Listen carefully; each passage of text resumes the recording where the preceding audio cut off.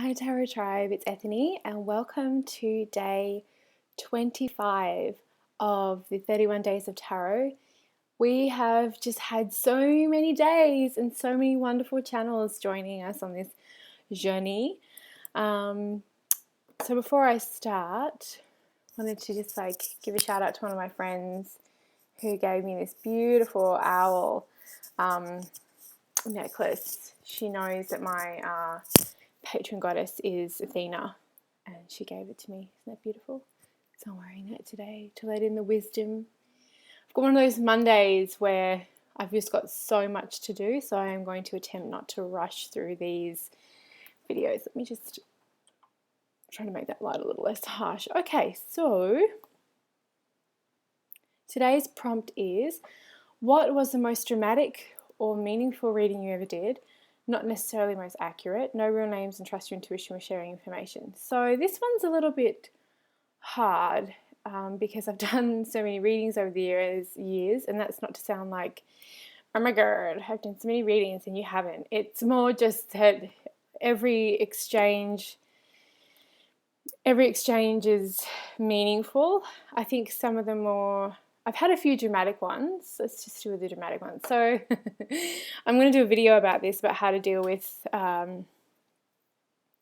difficult clients, because I've had a few requests for it and I am writing it right now because I like to have the transcript as well and I like to think about it. So I will be doing that soon. I've had one very difficult client who just sort of sat across, this is at a psychic fair where you could just come in and sit down and read with anyone. And she sat down, she came straight over to me, walked into the hall, came straight over to me, sat down with her arms, crossed her arms in front of her, leaned right back in the chair and just sort of looked at me like, well, bitch, show me what you got. And if I was a more, I guess, confident, I was quite young at the time, a reader, I probably would have stopped it right there, but I'll go into kind of what you can do in that situation. But I started the reading, and every time I asked if something was resonating with her, she was just saying no, no, no. So what I did do though was I stopped the reading and I said, look, this is obviously not resonating with you. I'm not going to charge you any money, but I don't think I'm the reader for you, to which case she just huffed off and stormed out and didn't go to anyone else. So either I was telling her stuff she really didn't want to hear, or it wasn't resonating for her at the time. I don't know, I never heard from her again, but that was quite a dramatic thing. And then to have to shake that off for the rest of the day, because it's usually those fairs are 2 to 3 days of just constant readings. So that was quite interesting. I had another reading at those types of fairs where, this one, so beautiful. So this young guy came to me and he said, look, I don't have any money. And I was really having quite a slow sort of time. And I said, that's cool, just come sit, have a chat. And it was just one of those times when you see a client and you just know you need to speak to them, whether they can afford it or not.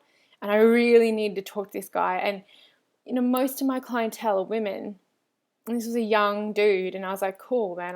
And there wasn't an attraction there. He just had this vibe of I really need to talk to somebody.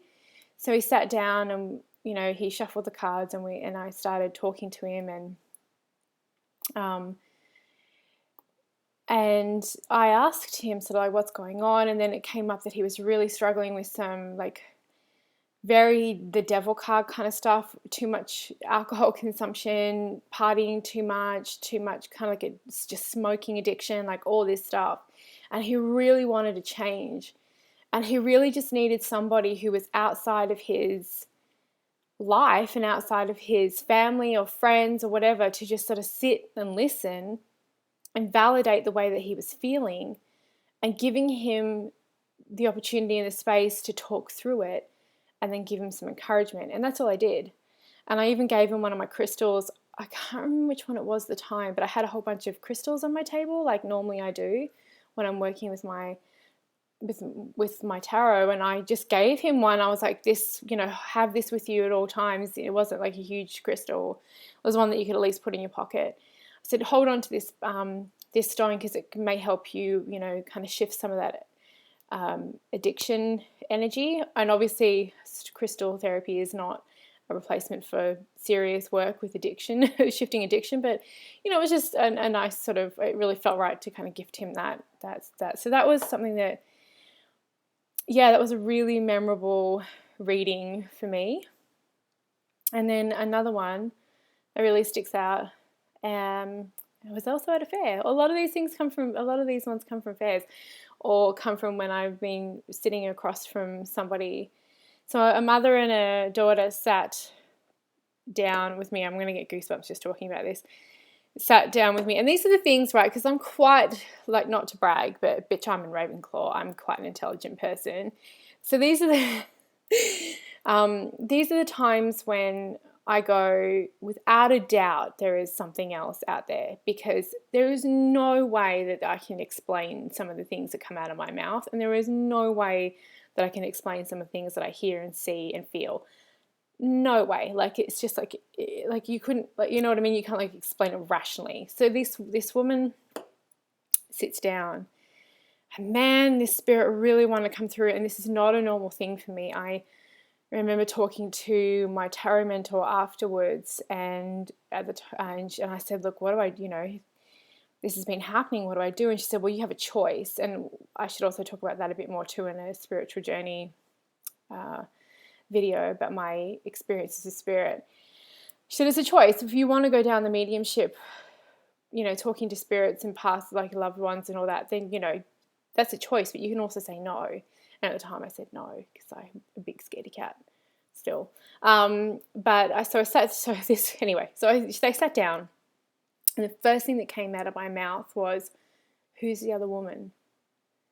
And they both just sort of looked at me, and I said, there's another female spirit here.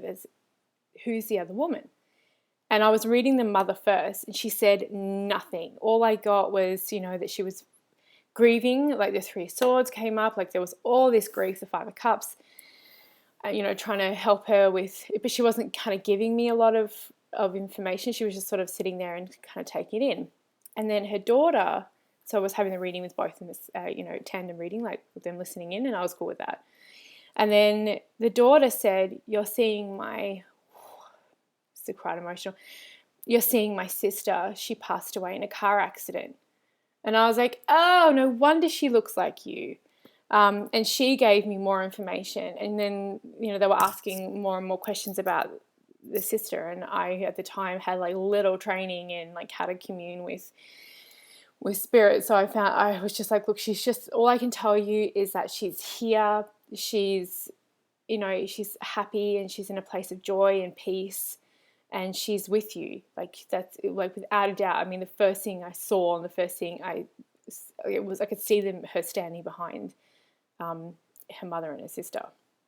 So that was, like, really intense and a really beautiful experience, because, like, that had never happened to me before. And they left that reading feeling a little bit better about, they're quite honestly, their shitty situation, because no one wants to lose a sister. I have 2 sisters, and no one wants to lose a child. I have a child, and I can contest that would, level of nightmares, that is the worst thing in the entire world. So, that was a really impactful reading. So that's experiences like this, and I've got more, but I won't be sitting here talking to you until, like, later this evening. But that's why I take this work so seriously, and I take this work as a gift. And I was talking to Wild Moon Woman on her channel this morning when she was talking about this subject, and it is a flat out honor to be able to do this work and have people expose themselves, share, be open, connect.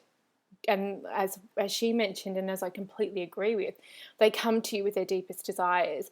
And that's why I take this work super seriously. And I think that, the better that we can be at our craft, and the better that we can be as compassionate humans, and the better that we can be at holding space for people, the better readers we are, and the more of service we are to the world, and the more our work means something.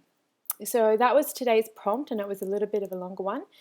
But if you liked this video, please subscribe and make sure you check out everybody else's prompts, their videos and their channels who are doing the challenge. And I will see you lovelies tomorrow.